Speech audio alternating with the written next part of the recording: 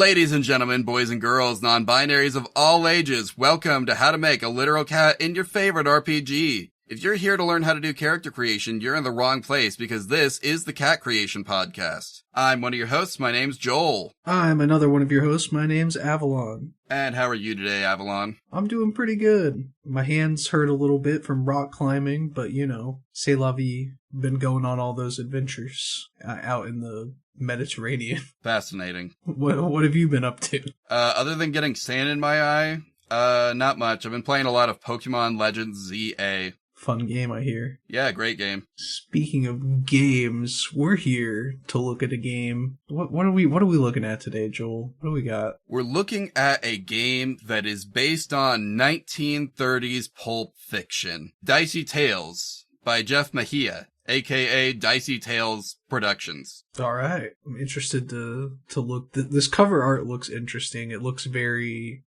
it's got the vibe that National Treasure has. You know what I'm saying? Yeah, I mean, it's probably a spiritual successor several degrees removed from the genre that this book is emulating. Yeah. Anyway, I learned something interesting about the term pulp fiction is that the idea of pulp fiction is that it's literally just books produced on cheaply produced paper made of, wood pulp.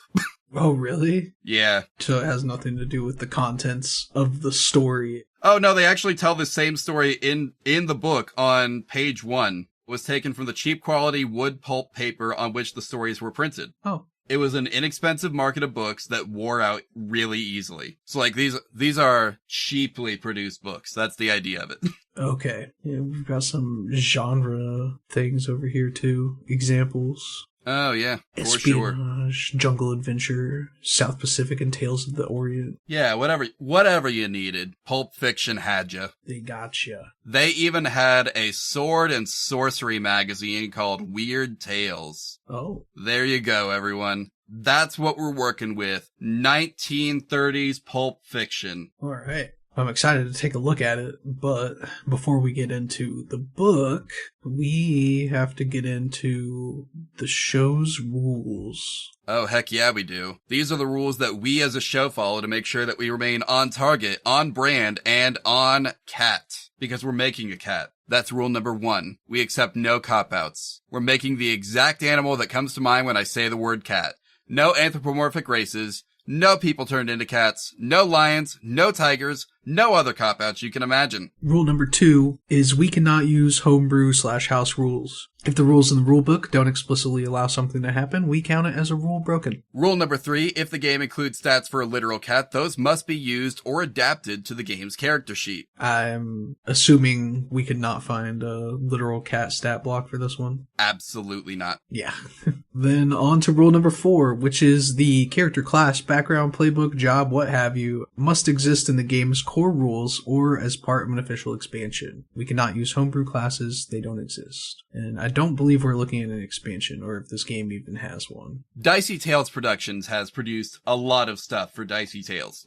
Okay. Rule number 5, the cat can learn any skill available to its class, even if it's not something a cat can normally be trained to do. Rule number 6 is, if a tool would be physically impossible for a literal cat to use, even if comically downsized for them, they cannot use it. Rule number 7, if a character sheet has a section that is meant to be filled out in collaboration with the whole table, we leave that blank so potential players can make it fit the group that they're playing with. And finally, rule number 8 is we have to keep track of every rule that we break. And there you go, everyone. Those are the cat creation rules, which means now that we're out of that, we can get into the game rules, the character creation rules for the game. Yeah, and according to the table of contents, that starts on page 9, chapter 4, creating a character. One of the strengths of Dicey Tales is the wide scope of pulp genres it embraces: science fiction, horror, crime, historical, etc. The very first step in creating a character is to find out from the GM the setting and the tone of the game. Well, it was a good episode. Hope you guys...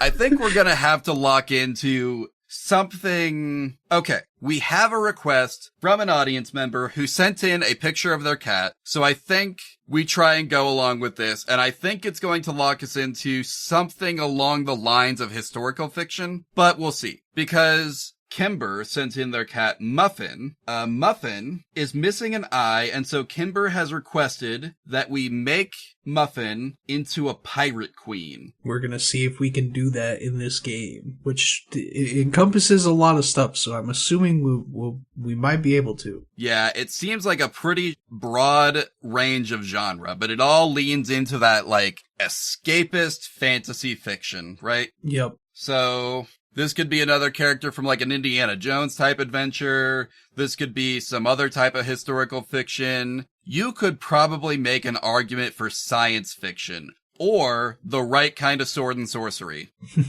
Definitely crime if we're making a pirate queen. Oh yeah, definitely crime. Probably not a Western. Although, historically speaking, the era of like pirates and privateers and the era of cowboys did kind of have an overlap. So it is possible. The chances are low but not zero. Yep, there you go, everyone. So I think up first we have careers. Yes, choosing your career. Choosing the 4 careers gives a player an immediate grasp of their character. For example, a character with a career rank of 0 as a soldier would probably be a recruit who completed a term of service in the army. A character with a career rank of 3 as a soldier would probably have spent a good deal of his time in the army or has seen some action in combat, or maybe a bit of both. Okay. Yeah. So if you, actually it starts right here on the same page. Career descriptions. We got aristocrat, athlete, criminal, entertainer, espionage agent, hunter,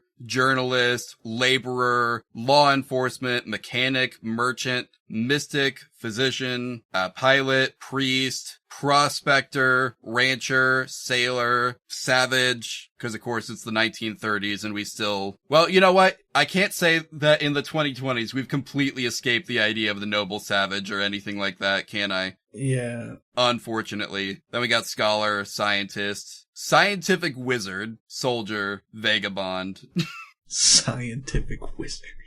Yeah, it's Pulp Fiction. Of course you can have magic in your system. Yeah, why not? Okay, so we get to choose 4 of these. Alright, let's see. We must choose 4 careers for a character. A minimum rank of 0 may be placed against a selected career or the maximum starting rank of 3. We have 4 ranks to arrange with our careers as we wish. We may add further ranks to these careers as the story progresses using advancement points. Ranks can only go up during the game and they cannot go down. Sweet. And there's no way to respec, so spend your points wisely.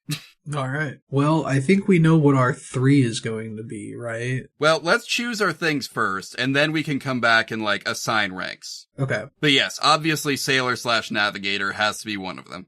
Yep. We're a pirate queen. What kind of pirate queen cat is this, though? Are they benevolent or are they ruthless? How did they end up as the pirate queen? There's a couple ways we could take this. Could say criminal, say that, you know, she controls the ports and everything. Well, I think we have to take criminal. Okay, we'll take criminal. Sailor and criminal just make sense, right? Yeah. But how do you end up, you know, as the pirate queen? How do you end up as a pirate as a cat, right? That's a good question. Where was she before that point? Does this cat have a background as an academic, a socialite, a laborer? I don't think we can say they're a scientist. Probably not a soldier. What about hunter tracker? That's a potentially good one. Like, you know, maybe she's good at hunting people down and stuff. So anyone that owes her anything cannot escape. Yeah, there you go. Okay. So maybe that's how she ended up in, like, turning to a life of crime. But who was she before she turned to a life of crime? Or was there a before? Ooh. I do like the idea of a runaway aristocrat. I about said aristocat. I like that too, having, you know, just this really posh life and everything, and this cat just being like, actually, it's not for me. Yeah. I want to go out and venture. Yeah, but learned how to do fast talking and so ended up in charge. Alright. And then I do like your idea about the hunter, or the tracker. Okay, so we can do that too. Okay, now we gotta assign 0 through 3. I think we need to put at least 2 in Sailor, right? Oh, absolutely. Do you think Sailor should be our 3, or do you think it should go to... Well, we have 4 points in total. We don't have to assign all of them to one thing. Oh, okay. It's just 4 points. I thought it was we had to assign like 0, 1, 2. No, I don't think it's explained very well here, but it is That is what they say, is the players receive... I see here in the example that they give that they assign 2 points to one thing and then 1 points to two others, and then they have a 0. So if we want 2 in Sailor, we got 2 more points. I think 1 in Criminal, at least. Maybe 2? Oh, I was thinking 1 in Criminal and then 1 in Hunter Tracker. Okay. And then Aristocrat can be 0 because it was like... We weren't good at being an aristocrat. Yeah, we got bored pretty quickly and we were like, yo, we're out of here. Yeah, that tracks. We're done. All right. So we have our careers. It looks like up next is attributes. After choosing your character's careers and formulating a background, you need to determine your character's attributes. These attributes are important in defining your character's physical and mental makeup, including their strengths, weaknesses, and point of view. Naturally, it makes sense to place the numbers in a manner that reflects your character concept. Makes sense. Each character is initially defined by 4 attributes. These are mainly physical characteristics. To determine your character's attribute levels, divide 4 points between the 4 attributes as desired. You may put up to 3 points in one attribute or spread them around as you wish. A 0 in any attribute represents an average rating. So, yeah, it looks like they have a list here. Are we allowed to go negative? You cannot start the game with an attribute higher than 3. If you really want, you can buy down one of your attributes to spend the point elsewhere. Only one attribute may be reduced to -1 in this way. All right. And our attributes are... Strength, agility, mind, and appeal, I think. Yes. So we got 4 points to spend, 5 potentially if we do a negative. I'm kind of thinking maybe a negative to strength would make sense. If we are in a world where most of our crew is still human, then we are a cat in a man's world, basically. And our strength is nothing compared to the average guy. I dig that. And that gives us 5 points to play with in stats that would make sense for a pirate queen to have otherwise. Yep. So we can kind of guess what agility is. Yeah. But I think I want to look at mind and appeal real quick and see what they're about. So mind says intellect, willpower, knowledge, and psyche are aspects of mind. Mind is crucial for physicians, scholars, and scientists. Also apparently the magic stat. Yeah, good for mages. Gotta have a strong mind to hold all those spells. Yep. Appeal represents the looks, charm, persuasiveness, and overall likability of the character. Salesmen, entertainers, con artists, and politicians will often have strong appeal. Appeal is used when attempting seduction, haggling, or bartering for the prices of goods, or getting people to look upon the character favorably. Okay. I think we should probably have high appeal. Yes. It's our charisma as a leader. You want to say 3 or? I think 3, yeah. Get our character really good at it right off the bat. Yeah. And then we still have 2 points. I think we could honestly just do 1 and 1 unless... Do you think it'd be more important to have agility or mind? Or equally important? That's a good question. It does say agility is good for sailors. Well, we are a sailor. Yeah. I think we could put a 2 in agility and then make our mind 0 since we're not spell casting and we're not trying to be super knowledgeable of anything. Yeah, just average intelligence. What is the average intelligence of a cat? What's the IQ? I don't know. Alright, so those are attributes. So we'll run through these again. Strength -1, agility 2, mind 0, appeal 3. Then we can go to combat abilities. Oh, that's fun. Okay, so once attributes have been determined, then the character's combat abilities need to be distributed. We have 4 points to allocate among 4 areas, with a maximum of 3 in any of those areas. If you want to, you can buy down one of your abilities to spend elsewhere, so we can have 1 stat again with a -1. Alright. So we have initiative. Oh, I see. It's the 6-shooter thing, the barrel. Yeah, which includes initiative, melee, lifeblood, ranged, hero, and defense. Yep. So we probably, most likely, won't have the cat gun in our 1930s setting. Yeah, probably not. So that might be a reason to put ranged at a negative. I think we could put range as a negative. Are you going to try and rotate the text there in order to match the... I'm kidding. I know that the thing you're using doesn't let you do that. I'm like, I would if I could. All right, and then, so that means we have 5 points now. Yep. Let's look at this. So initiative represents the preparedness and attentiveness of your character. Initiative is the ability to be aware of your surroundings and alert to danger. in a rapidly changing situation. Okay, cool. Melee, the skill used for hitting people with handheld weapons such as swords, knives, and clubs, as well as with fists, feet, and head. Ranged, skill with firearm, grenades, and bows. We're not using that. Defense, call it dodging, ducking, or sidestepping. Defense is the skill used to avoid attacks, naturally. Well, we made our cat very agile, so I feel like it would also be very good at defense, probably. Yes. What are we thinking? We've got 5 points, right? Yeah. Okay. So, I feel like we should also have good initiative. How do you feel about 2 initiative, 2 defense, 1 melee? I feel pretty good about that. Okay, then. 2 initiative, 2 defense, and 1 melee. Yeah, our claws hurt a little bit. This cat's got claws. Yeah. Lifeblood and Zero are separate, things. Oh, are they? Yeah, Lifeblood, I'm guessing, is your hit points.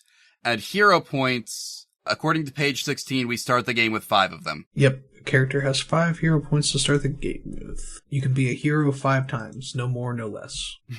I'm sure there's a way to refresh those. Yeah. Lifeblood represents how much damage a character's body can absorb before they keel over. It's based on a point system of 15 points plus the amount of strength a character possesses. Oh, whoops. Uh-oh. I guess our cat only has 14 points then. I guess so. I mean, hey, that makes sense. This cat is still probably a little tougher than the average, like, realistic cat with 14 points. It's like, damn, this cat can take a hit, man. Maybe not quite as many as its crew, but... Yeah.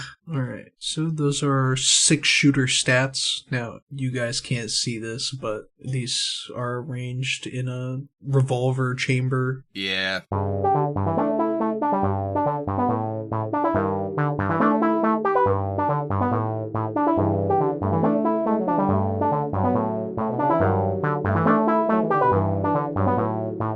Hey guys, I know the credits are about to roll, but it's not quite over yet. You've still got, what, half an episode to go, something like that? Roughly half an episode, yeah. So, hope you don't mind me interrupting here. Your movie will be back after these short messages. You know the drill. Actually, when was the last time, like, movie theaters added intermissions to videos? Oh, it has to have been so long ago. Because now they're releasing 3-hour movies and no intermission, bro. Yeah, I'm trying to think, when's the last time I saw a movie that had, like, the intermission point, like, still worked into the movie? And I think it was Chitty Chitty Bang Bang. And how old is that movie? One moment.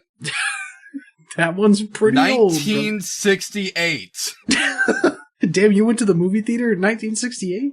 No, it was on the DVD release.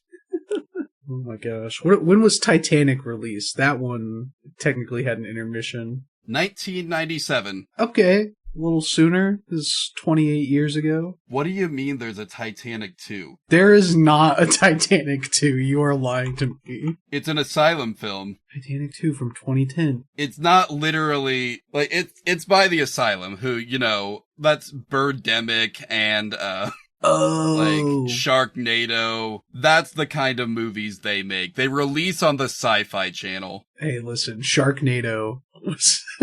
It's a good film series. They used to follow me on Twitter. Really?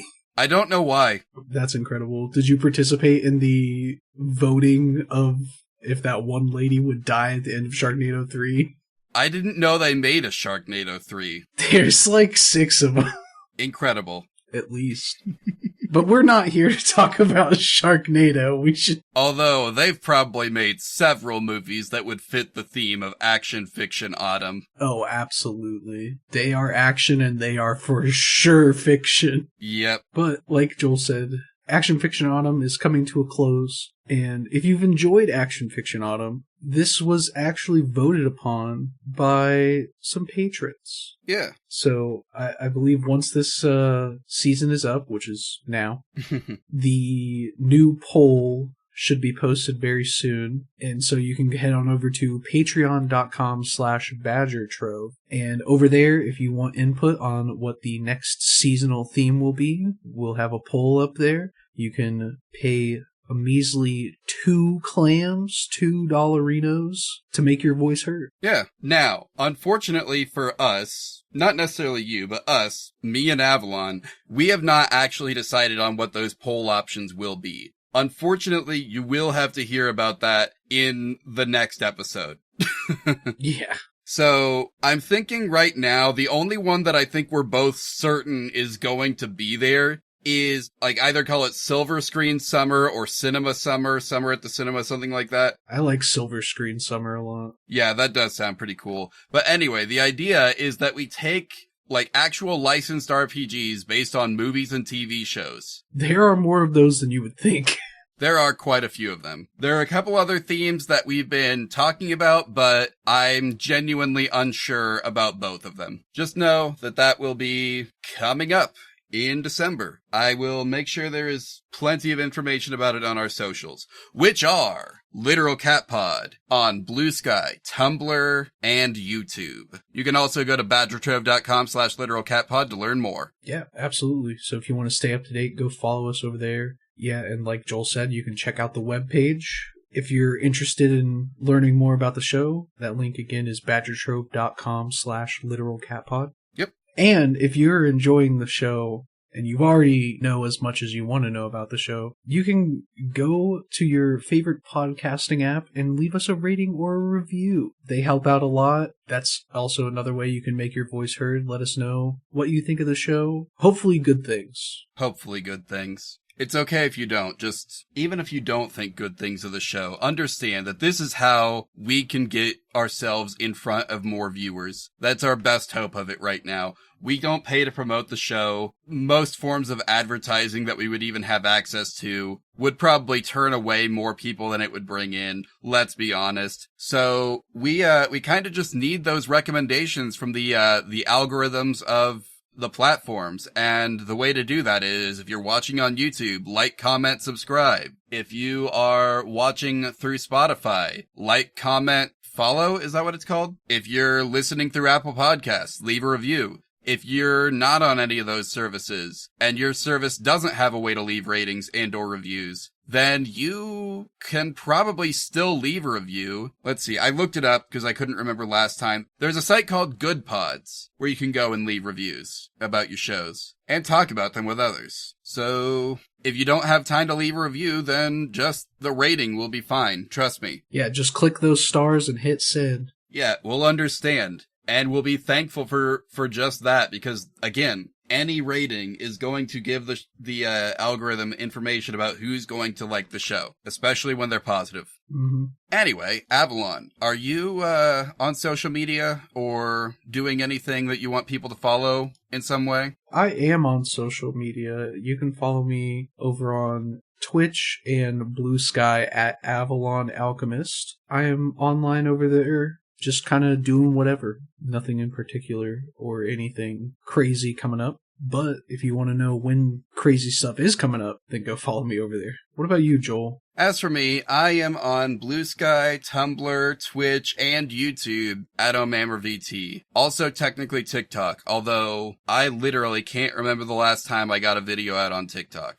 I should probably, try that again. I hear it's how the kids are communicating and socializing and stuff. Kids do be loving TikTok. But anyway, that's enough from us. How about you get back to your episode? Enjoy the series finale of Action Fiction Autumn. This is our Sharknado 6. Alright, now we're on to boons and flaws. Oh boy. What do we got here? Boons are the extraordinary abilities that differentiate your character from the common rabble of the world. Flaws are the personal hindrances that challenge your character, offering the player a chance to roleplay a less than perfect hero. Our cat less than perfect. All cats are perfect, let's be real. And all characters are given 2 points to purchase boons from those listed. You can receive up to 2 additional points if you also choose 2 flaws from those listed. Unless otherwise indicated, all boons and flaws may only be taken once. So we can get 2 boons, and then we can get an extra 2 boons potentially if we take 2 flaws, which I'm guessing that's 1 boon per flaw. I'm assuming so, yes. So let's, we had a lot of boons here. There's a lot of boons. The first page of these, Acclimation. Your character is physiologically able to resist environmental hardship. Ambidextrous. Your character can use both hands equally well. Angel on your shoulder. Somebody up there likes your character. They get an extra hero point. Animal Buddy. May be taken more than once. You can have pets. Let's go. Next, we got artistic. Your character is gifted with the ability to create and identify works of art. Attractive. Your character is very attractive and will always look good. Beast empathy. Domesticated creatures react favorably to your character and you can train them easily. Birthright. Your character inherited an heirloom or an entitlement of considerable value. Okay. Blind combat. No light, no problem by using smell, sound, or any disturbances. Your character will be at one with the universe. Bluff, your character can really spin a yarn, as they say. They can lie really well. Born athlete, when your character is performing any athletic activities other than fighting, they get a roll of bonus die. Born in the saddle, when dealing with riding beasts or carrying out physical activities from horseback. I doubt we're going to use that. Born sailor, when carrying out difficult or hazardous activities on board ships, you may roll a bonus dice. I mean, that's pretty good. City slicker, characters with spoon are never as comfortable as they were in the city. They know every alleyway and avenue. And then contacts, your character seems to have pals from the old days just about everywhere. Then we got courageous. Your character's sheer force of willpower sees them through situations that leave most others blubbering. Crack shot. When your character is using any weapon they can shoot, they receive a bonus die to attack rolls. Current affairs. Your character is incredibly well informed and keeps an eye on the news. Danger sense. Characters have a sixth sense when it comes to trouble. Daredevil. Your character can make any vehicles that they know how to operate perform outrageous maneuvers. Deduction. Your character has an amazing analytical instinct. Deft hands. When undertaking actions requiring fine manipulation, you get a bonus die. Demolitions expert. Your character has a certain knack for working with explosives. Detect deception. Just about any time someone tries to lie to you, you can see right through it. Disease immunity. Characters with this boon are immune to all diseases. Escape artist. Nothing restrains your character for long. Etiquette. Your character is an expert in social graces. Excellent laboratory. Your character owns a first-rate laboratory. Excellent library. Your character owns a first-rate library. Exceptional balance. Your character can run across high ledges, walk on suspended cables, and such. Fame. Perhaps your character was awarded the Medal of Honor in the Great War, or your hero was the first to fly nonstop to China. Whatever the reason, your character is famous. Fast healing. Your character heals at twice the normal rate, including healing from a physician. Feat of strength. Use bonus die whenever your character is breaking, lifting, or pulling or pushing. Genius. Your character may add +1 to their mind attribute. Great wealth. Your character has a source of income and or inheritance. Guns ablazing. Your character can swing on a line, glide across a table, or crash through a wall, all with guns blazing. You get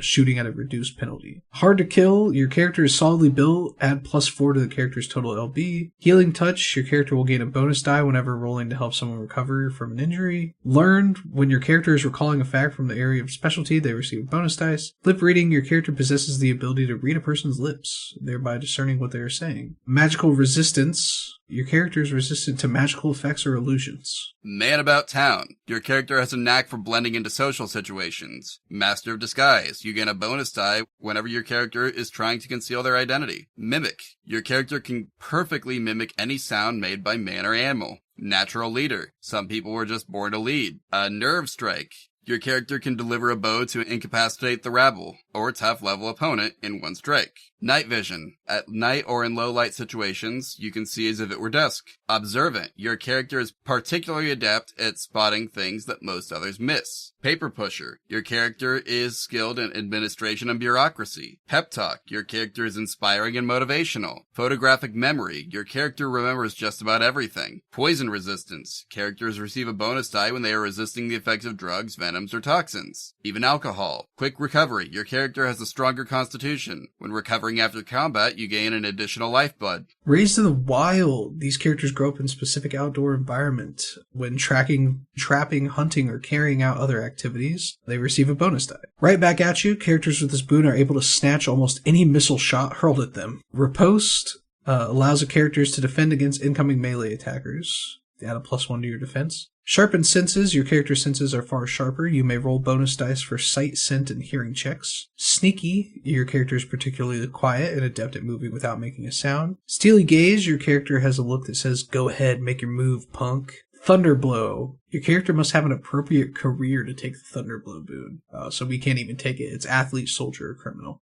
We've got criminal. Oh, we do have criminal. That's right. So we can take it. Yeah, a character's first successful melee attack against any opponent is considered a mighty success. Tools of the trade, your character owns a set of exceptional tools. Trademark weapon, your character has a weapon that was made specifically for the hero and is virtually irreplaceable. Ooh. Trick shot. Your character must have the appropriate career: soldier, hunter, espionage agent. Have your hero aim for the rope holding the candelabra, shoot the villain in the wrist to make them drop the pistol, stuff like that. Trusted companion. You have a companion who you trust with your life. The player and GM must come up with a non-player character, which the GM will run. Let's see. Uncanny tracker. Your amazing natural skill at tracking gains you a bonus die for tracking rolls. Virtuoso. Your character is exceptionally talented when singing, dancing, or playing an instrument, or generally entertaining others. Weapon flourish. If you have an appropriate career for that, soldier, criminal, entertainer, or hunter, characters can spin their weapons with such style and panache that they will receive a free attack while their opponent is staring in awe. So if you wanted to play Revolver Ocelot, weapon specialist. Your character can use a weapon with extraordinary skill. Well-dressed. You never seem to be hampered by the fact that your clothing is inappropriate for whatever peril you may be facing. And then we get into flaws. So there's a few, especially early on, that I really think are fitting. We've got Beast Empathy, Blind Combat, Born Sailor. I feel like those three are appropriate. There was one other one that I saw that I thought, well, if we wanted to take 2 flaws, then that's a maybe. Which was it? Maybe, was it exceptional balance, or was it, there was something that gave us like a bonus to like agility. Yeah, it was exceptional balance. You will receive a bonus dice during agility task resolution rolls involving keeping your character in balance. Oh, that's just in that specific situation. Yeah, I don't think that may not have been it. Thunderblow could be fun, like, I don't think that was it. I think it was the 4 that I said. Do you have any that you thought were... Observant, I think, was good. Oh, yeah. If only we had known about the trademark weapon beforehand. If only. I feel like we can't do it. Yeah, no. Also, we've definitely given a couple of cats cat guns already this season. Yeah, we'll pump the brakes. Yeah, honestly, the other ones I had were the ones you listed. Trusted companion could be fun. Just have a cat with a pet human. True, actually.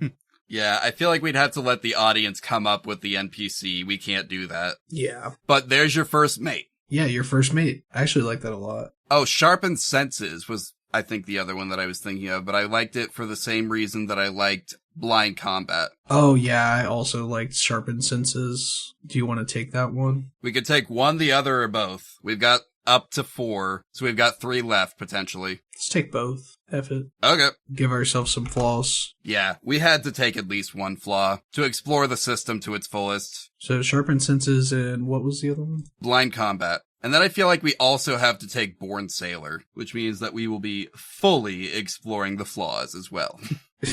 We don't have to take Blind Combat if you want to just do one flaw. We'll probably find 2 flaws that would be appropriate for a cat. That's fair. All right. So that starts at the top right side of page 24. Okay. So starting off, we have absent-minded. Your character forgets stuff all the time. Allergies. Your character suffers intense and debilitating allergic reaction from bee stings, milk, peanuts, or other similar allergies. All thumbs. Roll a penalty dice when picking locks, handling multiple items, or when attempting fine manipulation work. See, I told you we'd find one that would be appropriate for a character with no opposable thumbs. Yep.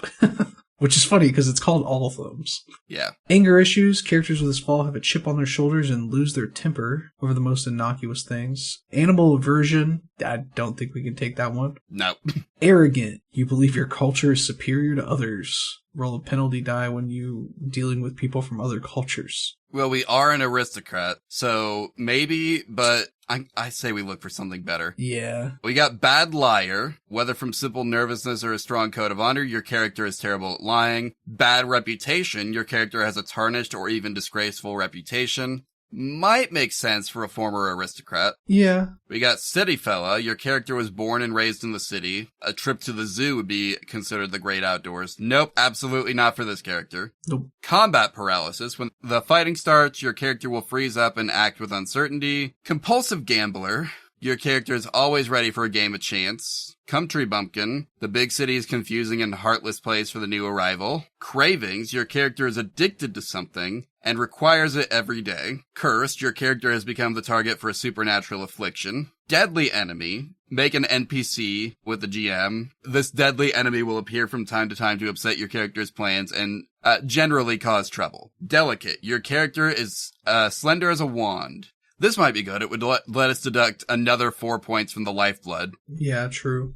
Make this cat really fragile. And then we got dependence. Your character is obligated to provide for several others. If married, your character may have one or more spouses and possibly children. Ooh, multiple spouses. There you go. Polyamory confirmed in Dicey Tales. Up next, we have drunkard. You can be a happy drunk, angry drunk, or a sad drunk. They have all got their various drawbacks. Elderly, use a penalty dice for any physical action if pushed too hard without rest. Feels the cold, your character is especially susceptible to the cold. Feels the heat, you're especially susceptible to heat. Fragile mind, characters may be able to face down a dozen bloodthirsty killers, but when it comes to the occult, the supernatural, they will suffer. Greed, your character cannot resist the chance to make easy money. Gullible, your character believes the most outrageous lies. Hotshot, your character is overconfident and unwilling to admit their limitations. Illiterate, your character cannot read or write, and you cannot choose a career with literacy as a requirement. Incompetent servant. For reasons known only to your character, they will insist on keeping a terribly incompetent servant under their employment. Landlubber. Your character is accustomed to traveling by sea. Oh, unaccustomed to traveling by sea. Yep. Then we got lecherous. Your character cannot resist flirting with a member of the opposite sex, even if the situation is inappropriate. Lumbering. Your character has no physical grace. Roll a penalty die when balance is important. Missing eye or ear. Ooh. Oh. This is based on a cat with a missing eye. It's true. I think we kind of have to take that. Yep, that one's mandatory. Write that down. Missing limb. Your character is missing a hand, arm, or leg. Roll a penalty die whenever the GM feels the situation is appropriate. Mute. Your character is unable to talk. Non-combatant. Your hero isn't much of a fighter. Their skills lie elsewhere. Nuts. Your character just isn't right in the head. Obsession. Your character is completely obsessed with something. Overly cautious. Your character tends to hesitate, evaluating all angles before making a decision. A phobia. Choose something that scares your character or may cause discomfort. When exposed to it, use a penalty die. Poor eyesight. Your character takes a penalty die when trying to observe or spot something. I feel like we've made this character have the opposite in skills. They're good at observing and stuff, right? Because of their instincts and whatnot. The missing eye thing will result in an occasional penalty die, but it's still one of the things that we're good at. Yeah. We do just have a blind spot. And I've had to wear an eye patch out and about recently because I got sand in my eye the other day. So I do know how big of a blind spot it is to be missing one eye. Yeah, I can imagine that's uncomfortable. Anyway, we got poor eyesight, poor hearing, poor recovery. This character requires medical attention to restore lost lifeblood and recovers nothing from normal rest. Oh, dang. Prejudiced. Your character is prone to snap judgment without considering the facts. Sense of honor. Your character will never lie, kick a man when he's down, hit a dame, or allow harm to come to innocence. Which I'm assuming is in flaws because of the ways that can be taken advantage of. Yep. Then we have sentimental. Your character has a soft spot. They may be suckers for a sob story, hopeless romantics, or protectors of children. Socially awkward. Characters have difficulties fitting in, whether they're just shy or not good at small talk, or a bit of an odd duck. Taciturn. Your character is ridiculously tight-lipped. It's a rare day when the hero uses a sentence of more than 3 words. Uncouth. Your character is the epitome of boorish behavior. They have neither manners nor any sense of decorum. Not for an aristocratic cat.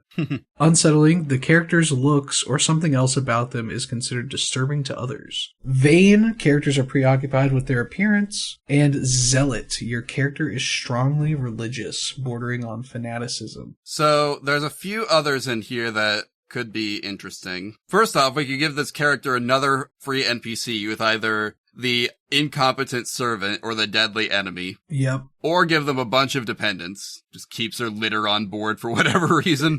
Yeah. All thumbs, I think, is a good one, but... Yeah, it makes it so that we basically can't do any skill that uses our hands. Yep. Or most skills that would require hands. Because we don't have those. We have paws. True. I mean, that's That's the easy one. That would fill our second flaw just right there. We did also mention delicate. Did you want to do that? Make our character glass bones and paper skin? Okay, do you think it's more important that this cat not be able to use its hands, or that it's realistically got the constitution of a cat in a human world? That's a tough one. Because I feel like the all thumbs one won't come into play that much versus delicate is like built into your character, you know? I disagree. I think all thumbs will, like, it's, the specific text here makes it sound like it's like, you know, for fine motor skill manipulation, right? But, like, we need our cat to have, I guess needs a strong word, but if we are narratively playing a cat that is just a cat, then anything that would require, like, any amount of dexterity is probably beyond us. True. But also, cats are very small and fragile creatures compared to human. So which one's more important that we mechanically seal? Personally, I think it's better to, like, say no hands. Okay. That was my first thought, so I think all thumbs is the way to go here then. Yeah, it's not like we want the cat to die or anything. Yeah, no, it's just cats be the little guys, man. They're weak. Yeah, and besides that, we have high defense, so you could just argue that when the cat does get hit, it's not as bad as it looks. Yeah. It's fine. Tis but a flesh wound. Yeah, don't worry. I'm not actually bleeding out. It's just...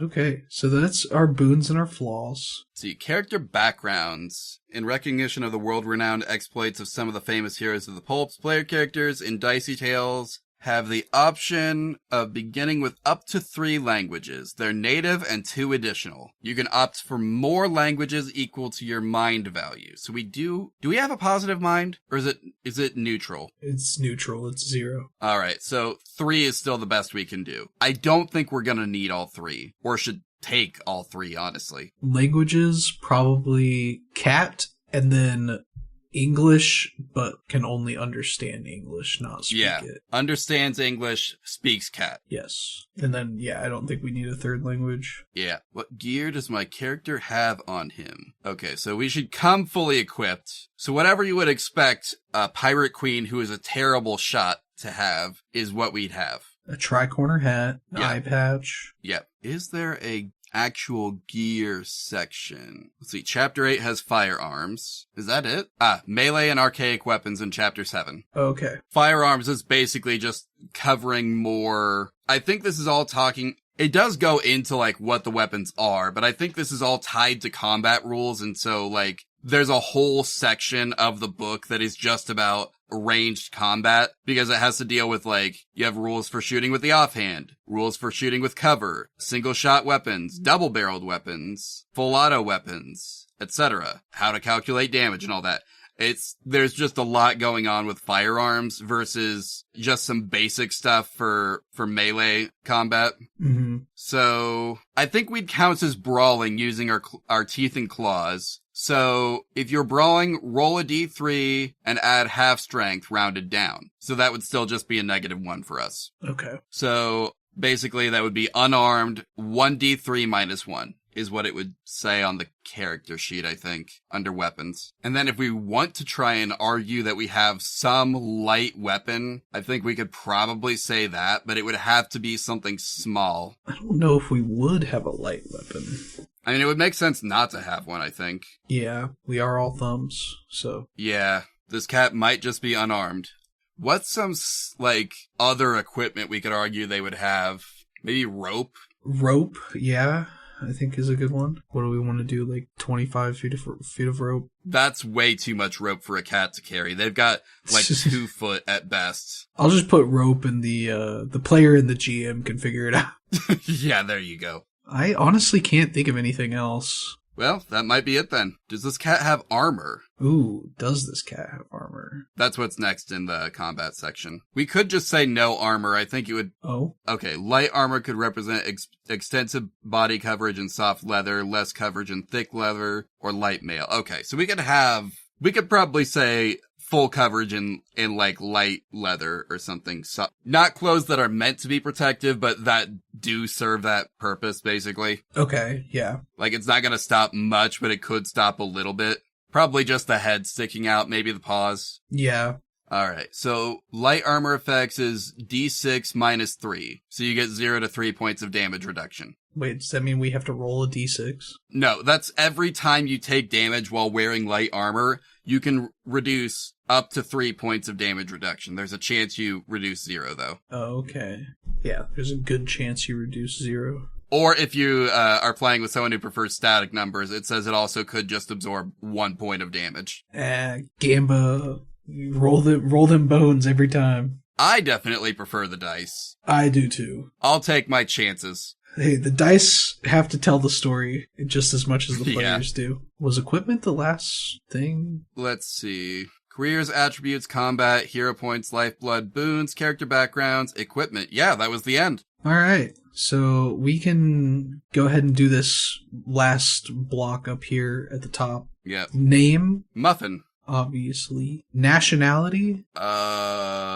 I guess we can just say what type of cat Muffin is. Gray tabby. Okay. How old is Muffin? Do we know? Real life Muffin is 18 years old. That would be a very senior cat if we want to like make that realistic for the game. True. We can say this is Muffin in her younger years. All right, so you're thinking maybe 8? Yeah, 8 to 10. So, yeah, let's just do 8. And Muffin is a girl because she is the pirate queen. We were not told how big Muffin is, so we could just say average cat height and build. So average height would be between 9.1 and 9.8, so 9.4 inches, basically. Okay. And then weight, that would be 10 pounds, basically. That is Muffin, made in Dicey Tales. There you go, everyone. Muffin the Pirate Queen, based on real life Muffin the one-eyed gray tabby. That's great. Heck yeah. All right. About rules broken, you could arguably say that we are misusing the language rules. Oh, and we're supposed to be a human. So, there you go. 2 rules. 2 rules. That's not bad. Not terrible, no. So yeah, that's it. There's Dicey Tales by Dicey Tale Productions. This is an interesting system. I like the boons and flaws. There's a lot of options. I also like the 4 careers options. It's always fun when a game gives you access to, like, that kind of boon and flaw system. Savage Worlds does that. Fate is really good about that. Most Fate games. And now Dicey Tales. Well, I think that's it. So, Avalon, do you have a cat pun for us? I do. What's the name of the world's greatest cat detective? I know it's not Basil of Baker Street because that's the mouse one. Mm-hmm. But I have no other ideas. Sherlock Holmes. Sherlock, there it is. Okay. Anyway, thank you for listening, everyone.